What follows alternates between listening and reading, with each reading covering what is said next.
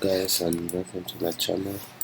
Today I will be showing you how to analyze samples, loops, no,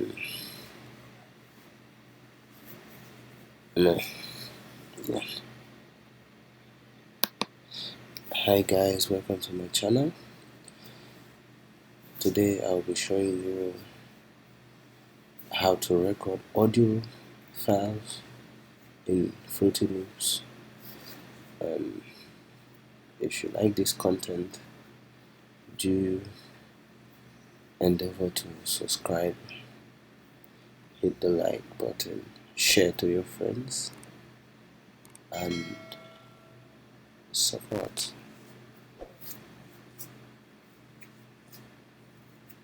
I'll also leave a link in the description to other videos, other helpful tutorial videos on how to make beats or use FL in general. So let's dive straight into it. So this is the layout. This is FL Studio. On the right you can see the browser. On the left you can see the playlist. The playlist is where the arrangement or the recording sit after it's been recorded. What I usually advise is to set up the mixer before any recording. Usually the first recording goes into the first track of the playlist. This is the mixer.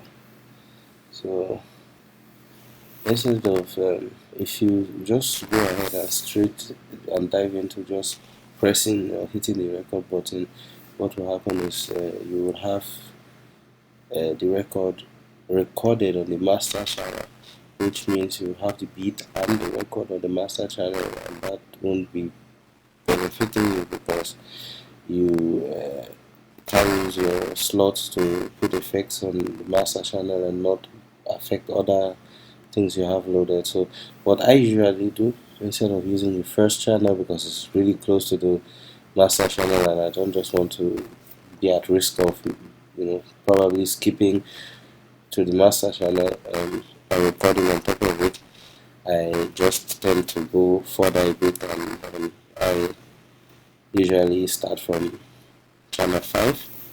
So here you have channel 5. You have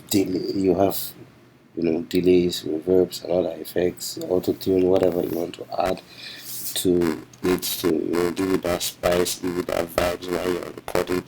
You add it, then you have that in the right section there.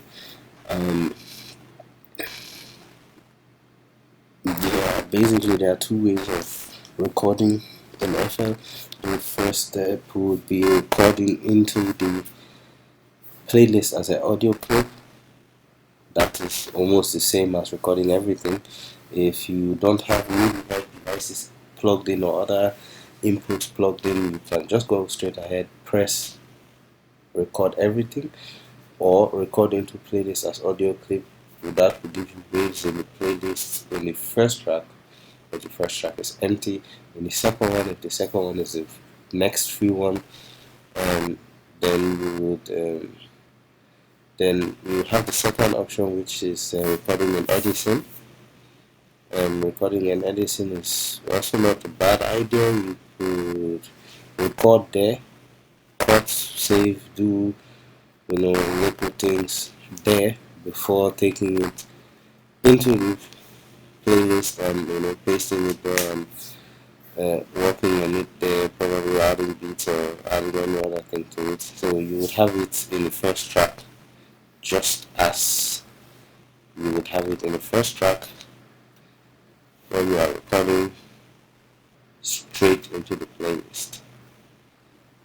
Both options are very similar. There's not really much to it. Once the immediately have recorded, you hit the play button and then you get playback from what you have recorded. So basically, guys, that's it. Simple, straight ahead.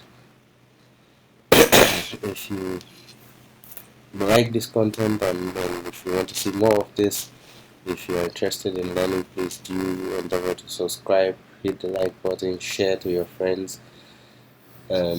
Yeah, so basically this is how it looks. You have waves like this after you know you have recorded. You can go ahead, work on them. You have the tools in the right up corner there. You have the knife to cut, the cutter tool, you have the mute tool, playback, instant playback tool, zoom. So another very important thing is the metronome.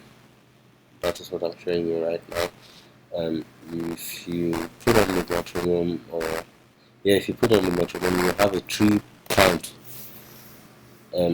That is, you have a count, a 3 count that is on the BPM that you are having the beat or the whole project on. So you have a 3 beat count before the first bar of the song drops. So yeah, you have this 3 beat count, and you can use that couple of seconds to get yourself, brace yourself, so that you have that time before the beat drops and you start recording. So that's really helpful. Most times it's nice to turn it on. Yeah, this is the zoom tool. We have the zoom tool. What I just showed you was the delete tool. Yeah, that was the delete. Right click on that, uh, left click to drag, right click to delete. Yeah, you have the zoom tool. You have all of that. Please, very important. Don't forget to you know go into your input and output settings and select the device that you are using to record. If you have an external sound card, microphones, whatever you have, select it so that you have proper input. Also go to your system settings, select it there. Even before I suggest doing this before you even open FL Studio, because sometimes FL Studio doesn't just see that there has been anything connected that gives it input if it's not done in the system configuration. So that's it for today, guys. Thank you for watching my video. Please subscribe, hit the like button, share to your friends and family. Let's make this happen. Cheers, guys.